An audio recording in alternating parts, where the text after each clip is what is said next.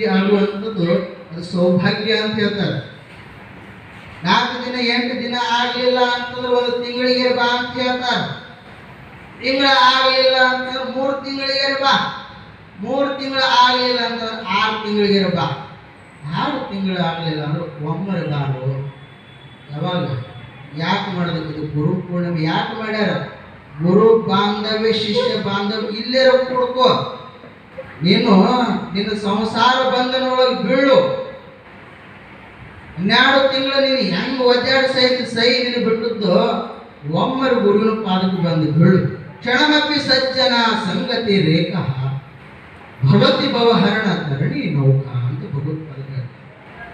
ಅರೇ ನಾವು ಅನೇಕ ಜನ್ಮಗಳಲ್ಲಿ ಮಾಡಿರ್ತಕ್ಕಂಥ ಪಾಪಗಳು ಹೆಂಗ್ ಹೋಗ್ತಾವ ಅಂತಂದ್ರೆ ಒಂದು ಕ್ಷಣ ಮಹಾತ್ಮರ ಸಂಘ ಸಜ್ಜನರ ಸಂಘ ಒಂದು ಕ್ಷಣ ಮಾಡಿದೀವಿ ಅಂತಂದ್ರ ಎಲ್ಲ ಪಾಪಗಳು ನಶಿಸಿ ಹೋಗ್ತವ ಅಂತೇಳಿ ಶಂಕರಾಚಾರ್ಯರು ಬರ್ಕೊಂಡು ಬಂದರು. ಅಣ್ಣ ಬಸವಣ್ಣ ಹೇಳ್ದ, ಏನ್ ಹೇಳಿದ್ರು? ಒಮ್ಮೆ ಶರಣಂದೊಡೆ ಪಾಪಗಳೆಲ್ಲವೂ ನಶಿಸಿ ಹೋಗುವವು. ನೋಡ್ರಿ, ಅವರು ಸಿದ್ಧಾಂತನು ಅದೇ ಹೇಳಿದ್ರು. ಆದಿಗುರು ಶಂಕರಾಚಾರ್ಯರು ಸಿದ್ಧಾಂತ ಹೇಳಿದ್ರು.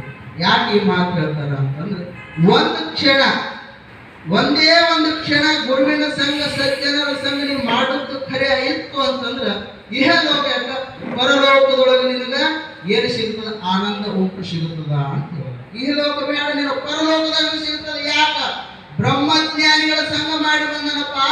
ಬ್ರಹ್ಮಜ್ಞಾನಿಗಳಿಗಿಂತಲೂ ಸದ್ಗುರುನಾಥನಿಗಿಂತಲೂ ಈ ಭೂಮಂಡಲದೊಳಗೆ ಅದಕ್ಕೆ ಯಾರು ಅದಾರ ಅಂತಂದ್ರೆ ಯಾರು ಇಲ್ಲ ಅಂತ ಅವ ಹೇಳ್ತಾನಂತ. ಕೈಲಾಸದೊಳಗೆ ಶಿವಪುರಾಣದೊಳಗೆ ಬರ್ಕೊಂಡು ಬರ್ತಾರೆ. ಪಾರ್ವತಿ ಕ್ವಶನ್ ಮಾಡ್ತಾಳು, ಹೇ ಪರಮಾತ್ಮ, ಹೇ ಬೋಳಾಶಂಕರ, 33 ಕೋಟಿ ದೇವತೆಗಳು ಏನು ಅದಾರಲ್ಲ, ಇವರು ಒಟ್ಟು ಪೂಜೆ ಮಾಡೋದಕ್ಕಿಂತಲೂ ಒಬ್ಬನಿಗೆ ಪೂಜೆ ಮಾಡಿರ್ಬೇಕು, ಇವ್ರು ಒಟ್ಟು ಆನಂದ ಆಗಿರ್ಬೇಕು. ಅಂಥವ್ರು ಯಾರು ಹೇಳು ಅಂತಂದ್ರು.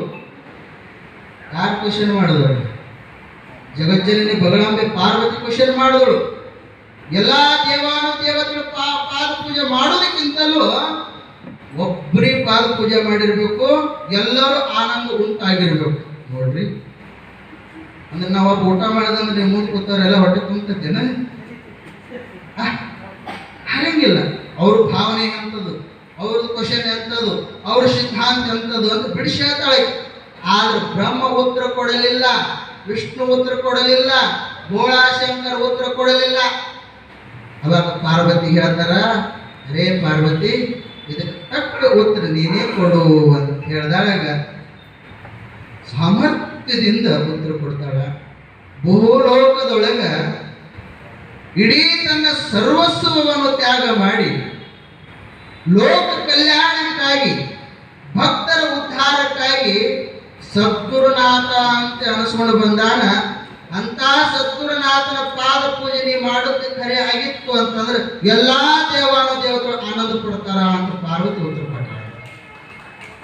ಅದಕ್ಕೆ ಇವತ್ತಿನ ದಿವಸ ಸದ್ಗುರುನಾಥರು ಋಷಿಗಳು ವಾಸ ಮಾಡಿರ್ತಕ್ಕಂಥ ಜಾಗದೊಳಗ ಸದ್ಗುರುನಾಥ ಅಪ್ಪಾಜಿಯವರು 2 ತಿಂಗಳ ಕಾಲ ಚಿಂತನೆ ಮಾಡಿ ಅವರು ಏನು ಹೊತ್ತುಕೊಂಡು ಬಂದಾರ ಅಂತಂದ್ರೆ ನಮಗ ಮಹಾತ್ಮರು ಅಲ್ಲಿ ಮಾಡಿರ್ತಕ್ಕಂಥದ್ದು ಪುಣ್ಯದ ಜಪದ ಮಾಲೆಯನ್ನು ಹೊತ್ತುಕೊಂಡು ಬಂದಾರ. ಯಾರಿಗೆ ಇಟ್ಕೊಂಡು ಬಂದಾರ? ಅವರು ನನ್ನ ಭಕ್ತರು ಕಲ್ಯಾಣ ಆಗಲಿ ಅಂತ ತಗೊಂಡು ಬಂದಾರ. ಯಾಕೆ 2 ತಿಂಗಳು ಯಾಕೆ ಹೋಗ್ಬೇಕಾಗಿತ್ತು? ಅವ್ರು ನಮ್ಮ ಮಠದಾಗ ಚಿಂತನೆ ಮಾಡಕ್ಕೆ ಬೇಡಾಗಿತ್ತೇನು? ಯಾಕಂದ್ರೆ ಮಹಾತ್ಮರಿಗೆ ಗೊತ್ತಿರ್ತೈತಿ ಇಂಥ ಜಾಗನಿಗೆ ಹೋಗಿ ಇಂಥ ಜಾಗದಿಂದ ನಾವು ಪಡ್ಕೊಂಡು ಬಂದು ನಮ್ಮ ಭಕ್ತರಿಗೆ ಉದ್ಧಾರ ಮಾಡುವಂಥ ಸ್ಥಳಗಳು ಇರ್ತಾವ. ಅವು ಮಹಾತ್ಮರಿಗೆ ಎಷ್ಟು ಗೊತ್ತಿರ್ತಾವ. ಯಾಕ್ರಿ? ಯಾಕಂತಂದ್ರೆ ಜೀವನದೊಳಗೆ ಗುರುಪಾದ ಸಿಗುವುದು ಬಹಳ ದುರ್ಲಭ. ನೋಡ್ರಿ, ಸಿದ್ಧಾರ್ಥಪ್ಪ ಒಂದು ಮಾತು ಹೇಳ್ತಿದ್ದಂತೆ, ಬದುಕು ಹೆಂಗ ಅಂತಂದ್ರೆ, ಈಗ ಮಠ ಸ್ವಚ್ಛ ಮಾಡುವಾಗ ಹೊಟ್ಟೆ ಹಲ್ಲಿ ಬಿತ್ತಂತ. ಏನ್ ಬಿತ್ರಿ? ಹೊಟ್ಟೆ ಹಲ್ಲಿ ಬಿತ್ತು. ಓಡಿ ಬಂದ, ಯಪ್ಪ ಸದ್ಗುರುನಾಥ, ನನ್ನ ಮ್ಯಾಲ ಹಲ್ಲಿ ಬಿದ್ದತ್ತು ಯಪ್ಪ ಅಂತ ಒಳಪಟ್ಟು ಬಂದತ್ತ. ಅಪ್ಪ ಸಿದ್ಧಾರೂಢ ಕುಳುಕುಳು ನಕ್ಕು, ಏನೋ ಯಪ್ಪ ಭವರೋಗ ವೈದ್ಯ ಅಂತೇಳಿ ವೇದಾಂತ 4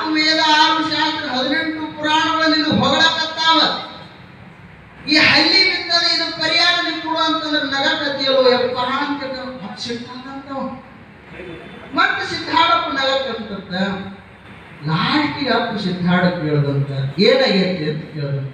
ಯಪ್ಪ ಹಲ್ಲಿ ಬಿದ್ದೈತಿ. ಯಾರ ಮ್ಯಾಲ? ನನ್ನ ಮ್ಯಾಲ ಅಂತದ. ಹೌದು, ಬಗಾನೆ ಹಲ್ಲಿ ನಿನ್ನ ಮ್ಯಾಲ ಬಿದ್ದದ. ಲಕ್ಷ್ಯ ಕೊಡ್ರಿ, ಹಲ್ಲಿ ನಿನ್ನ ಮ್ಯಾಲ ಬಿದ್ದದ. ಬಗಾನೆ ಹಲ್ಲಿ ಮೇಲೆ ನೀನು ಬಿದ್ದಿದೆ ಅಂದ್ರೆ ಹಲ್ಲಿ ಪರಿಸ್ಥಿತಿ ಏನಾಗ್ತಿತ್ತು ಅಂತ ಸಿದ್ಧಾರ್ಥ ಹೇಳ್ತಾರೆ. ನೋಡ್ರಿ, ಕರುಣೆ ಇರಲಿ ಜೀವರೊಳು ನೀತಿ ವಿಧಾನ ಆಗುವುದು. ಮಹಾತ್ಮರ ಕರುಣೆ ಹೇಗಿರ್ತದ ಅಂತಂದ್ರೆ ಭಕ್ತಿ ಮೇಲೆ ಅಷ್ಟೇ ಇರೋದಿಲ್ಲ. ಏನು ಈ ಭೂಮಿ ಮೇಲೆ ಏನು ಹುಟ್ಟ್ಯಾವೋ ಅವ್ರ ಮೇಲೆ ಭಗವಂತ ಸದ್ಗುರುನಾಥನ ಕರುಣೆ ಇರ್ತದ. ಅದಕ್ಕೆ ಸಿದ್ಧಾರ್ಥ ಬಂದತ್ತ, ಹಲ್ಲಿ ನಿನ್ನ ಮೇಲೆ ಬಿದ್ದದ. ಹಲ್ಲಿ ಬಹಳ ಪುಣ್ಯ ಮಾಡೋದು. ಬಗನೆ ಹಲ್ಲಿ ಮೇಲೆ ನೀನಾ ಬಿದ್ದಿದ್ರೆ ಹಲ್ಲಿ ಪರಿಸ್ಥಿತಿ ಏನಾಗಿ ಹೋಗ್ತಿತ್ತು ವಿಚಾರ ಮಾಡು ಅಂತಂದಾಗ ಅವನಿಗೆ ಗೊತ್ತಾಯ್ತು. ಏನು ಗೊತ್ತಾಯ್ತು ಅಂತಂದ್ರೆ ನಮ್ಮ ಬದುಕು ಹಲ್ಲಿ ಬದುಕು ಇದು ಒಂದೇ ಸಮವಾಗಿ ಅಂತ ಸಿದ್ಧಾರ್ಥ ಜ್ಞಾನ ಮಾಡಿಕೊಟ್ಟ.